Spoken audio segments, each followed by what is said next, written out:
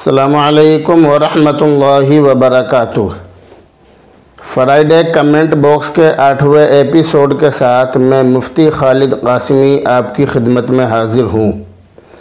इस हफ़्ते जो सवाल आए हैं उनमें से कुछ सवालों के जवाब देने की कोशिश की जा रही है। वक्त बहुत कम मिलता है जिसकी वजह से आपके सवालों का जवाब नहीं दिया जाता है। तो आज पहला सवाल मोहम्मद आज़म की तरफ से है। ये कह रहे हैं अस्सलामु अलैकुम। वालेकुम अस्सलाम वरहमतुल्लाहि वबरकातुह। ये कह रहे हैं कि हमने एक शख्स से सुना है कि जिसने एक बार कलमा पढ़ लिया तो वो जन्नत में ज़रूर दाखिल होगा, चाहे वो कुछ भी करे। आपने जो ये सुना है कि जिसने एक मरतबा कलमा पढ़ लिया, कलमा तय्यबा जिसने एक मरतबा अपनी ज़बान से कह लिया, जो एक बार मुसलमान हो गया तो वो जन्नत में ज़रूर दाखिल होगा। आपने जो ये सुना है ये आपने बिल्कुल सही सुना है। हदीस के अंदर इसका ज़िक्र मौजूद है। अल्लाह के नबी अलैहिस्सलातु वस्सलाम ने इरशाद फरमाया, मन क़ाल ला इलाहा इल्लल्लाह दख़लल जन्ना, कि जिसने ला इलाहा इल्लल्लाह कह लिया वो जन्नत में दाखिल हो गया, वो जन्नत में दाखिल होगा। तो ये तो बात बिल्कुल सही है कि जिसने एक मरतबा कलिमा पढ़ लिया वो जन्नत में ज़रूर दाखिल होगा। लेकिन आपके सवाल का दूसरा जुमला काबिल एतराज़ है।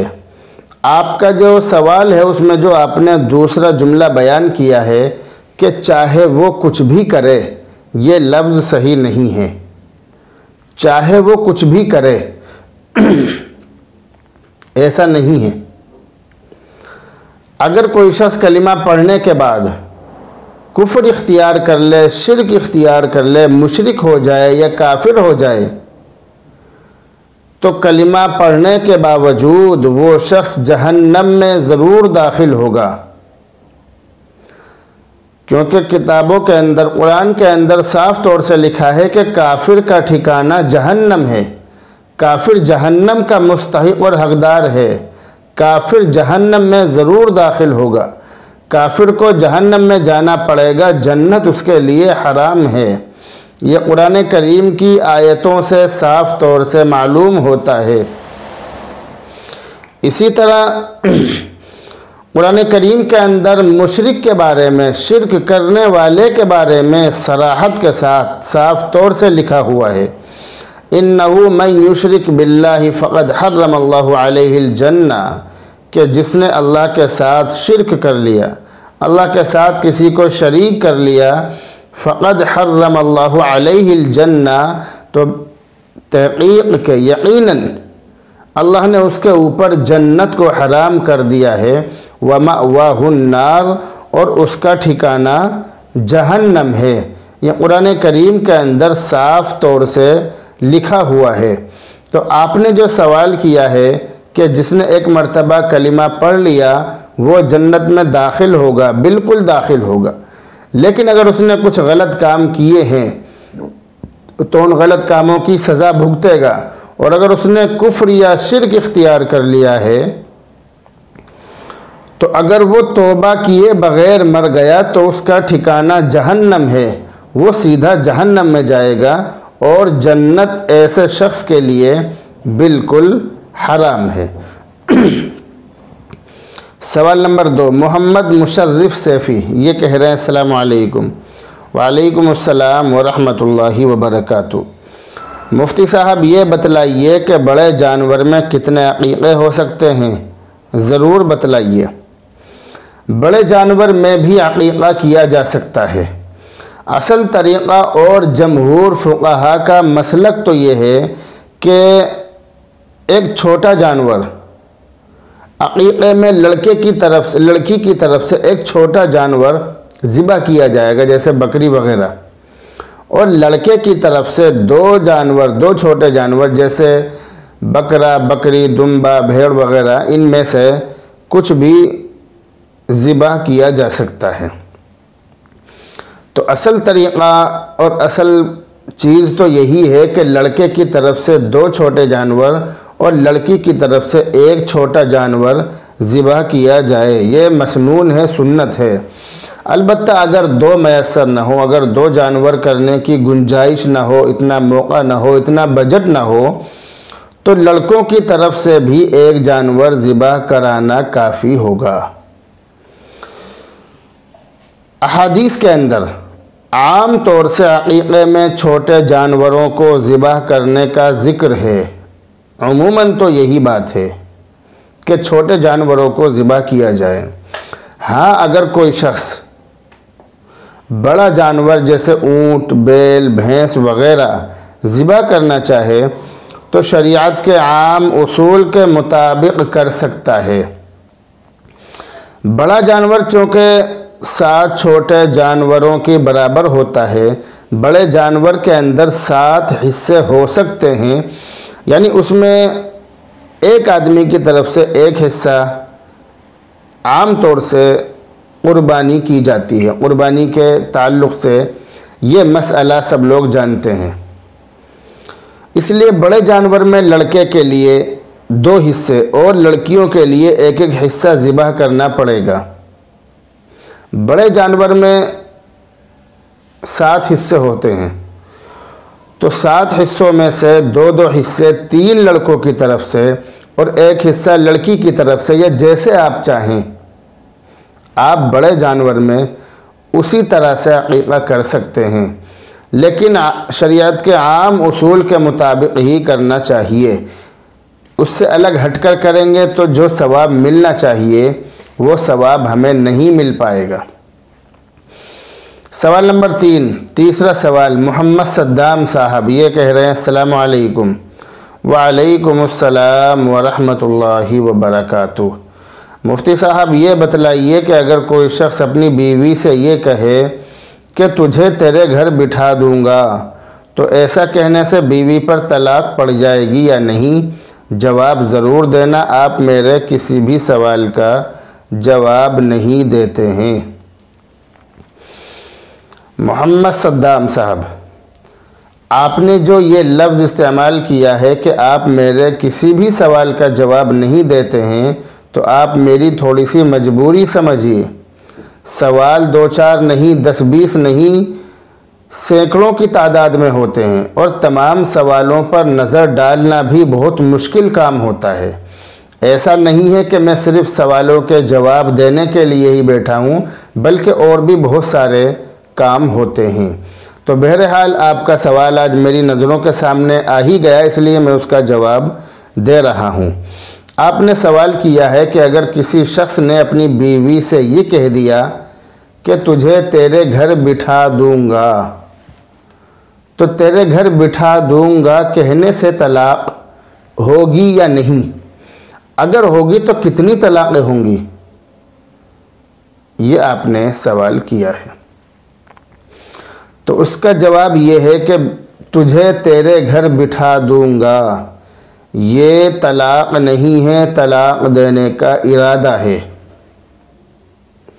और शरीयत का एक नियम हमेशा याद रखिए तलाक़ के सिलसिले में कि अगर कोई शख्स अपनी बीवी को तलाक़ देने का इरादा करे, जैसे अपनी बीवी से ये कहे कि तुझे तलाक़ दे दूंगा, तुझे छोड़ दूंगा, तुझे तेरे घर बिठा दूंगा, तुझे आज़ाद कर दूंगा, तुझे फारिग कर दूंगा, तो कर दूंगा यानी कर नहीं रहा, कर दूंगा, आइंदा ज़माने में कर दूंगा, तो ये हाल का मसला नहीं है, बल्कि ये तलाक़ का इरादा है। आने वाले ज़माने में मैं ऐसा कर दूंगा, ये कह रहा है। वो तलाक़ नहीं दे रहा, बल्कि वो तलाक़ देने का इरादा कर रहा है कि मैं ऐसा कर दूंगा। तो इरादा करने से चीज़ वाक़ई नहीं होती है। तलाक़ का इरादा जब आप कर रहे हैं तो तलाक़ वाक़ई नहीं होगी, तलाक़ नहीं पड़ेगी, क्योंकि तलाक़ के इरादे से तलाक़ नहीं पड़ती है। और आपने जो लफ्ज़ इस्तेमाल किया है, जो आपने मालूम किया है कि तुझे तेरे घर बिठा दूंगा, ये तलाक़ नहीं है, ये तलाक़ का इरादा है। तो बहरहाल सवाल नंबर 4, मोहम्मद परवेज़ वारसी ये कह रहे हैं, अस्सलामु अलैकुम। वालेकुमुस्सलाम वरहमतुल्लाहि वबरकातुहू। मुफ्ती साहब ये बताइए कि ये क़ुरान की किस आयत का तर्जमा है कि नमाज के करीब मत जाओ नशे की हालत में, और ये भी बताइए कि उसमें कौन से नशे की बात कही गई है। और दूसरी बात ये बताइए कि क़ुरान में ये कहाँ लिखा हुआ है कि शराब पीना हराम है। दोनों सवालों का जवाब दीजिए।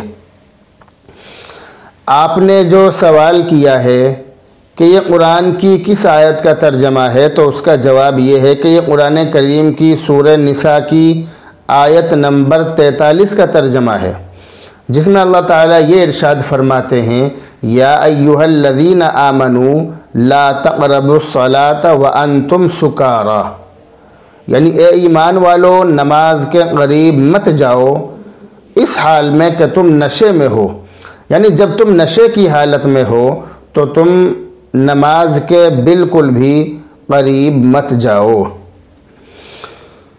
चुनाचे तिरमिज़ी शरीफ के अंदर ये हदीस मौजूद है कि शराब की हुर्मत से पहले, शराब हराम होने से पहले एक मरतबा हज़रत अब्दुर्रहमान बिन औफ़ रज़ी अल्लाह ताला अन्हु ने बाज़ सहाबा किराम की दावत की, जिसमें हज़रत अली रज़ी अल्लाह ताला अन्हु भी शरीक थे, वो भी शामिल थे, और उसमें शराब नोशी का, शराब पीने का अच्छा खासा इंतज़ाम था। जब ये सब हजरात खा पी चुके तो मगरिब की नमाज का वक्त हो गया।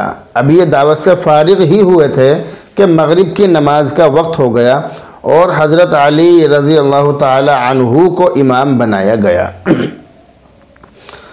हज़रत अली रज़ी अल्लाह ताला अन्हु से नशे की वजह से नमाज में क़ुल या अय्युहल काफ़िरून में इसकी तिलावत करते हुए इसमें बहुत सख्त गलती हो गई।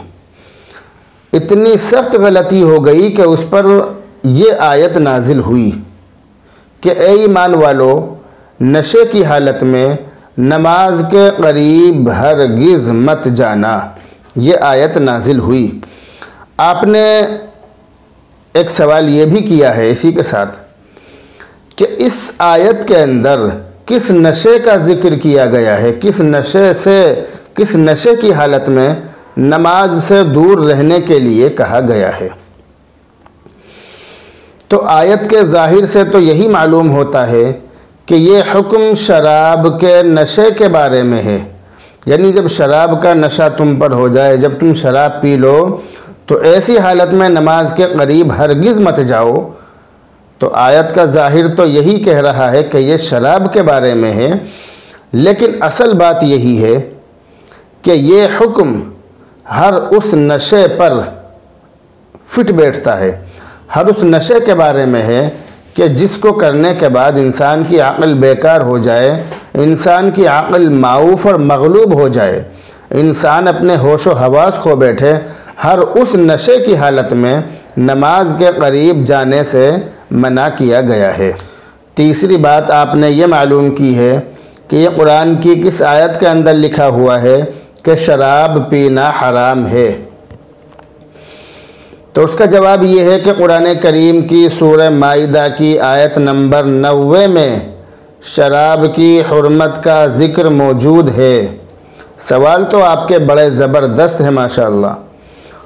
कुरान और हदीस के अंदर क्या चीज़ कहाँ लिखी हुई है ये आपने सवाल किया है, और ये बहुत अच्छी चीज़ है। ऐसी चीज़ें मालूम करनी चाहिए, इन चीज़ों की जानकारी होनी चाहिए। कुरान करीम के अंदर लिखा हुआ है, या अय्युहल्लज़ीना आमनू इन्नमल खम्रु वल मैसिरु वल अंसाबु वल अज़लामु रिजसुम मिन अमलि शैतान, रिजसुम मिन अमलि शैतान।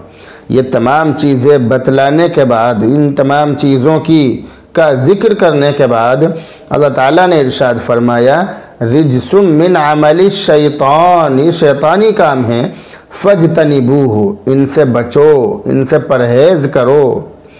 तो फजतनिबूहु के अंदर शराब की हुर्मत का ज़िक्र मौजूद है। इस पर आपका यकीन होना चाहिए कि कुरान करीम की एक एक आयत सच्ची है। बहरहाल अगले सवाल की तरफ अब रुख करते हैं।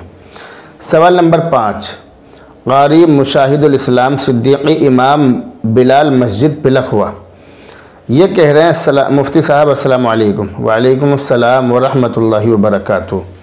बाद सलाम मसनून दरियाफ़्त तलब अम्र ये है कि ज़ैद का किसी बैंक में अकाउंट खुला हुआ है और ज़ैद बैंक की सर्विसेज मसलन ATM, चेकबुक, मैसेज अलर्ट्स वग़ैरह की खिदमात लेता है और बैंक की जानिब से 6 माही व 6 माही पर कुछ रकम अकाउंट से कट जाती है और उन्हीं 6 माही व 6 माही पर बैंक की जानिब से जमा शुदा रकम पर इंटरेस्ट यानी ब्याज की रकम जमा हो जाती है।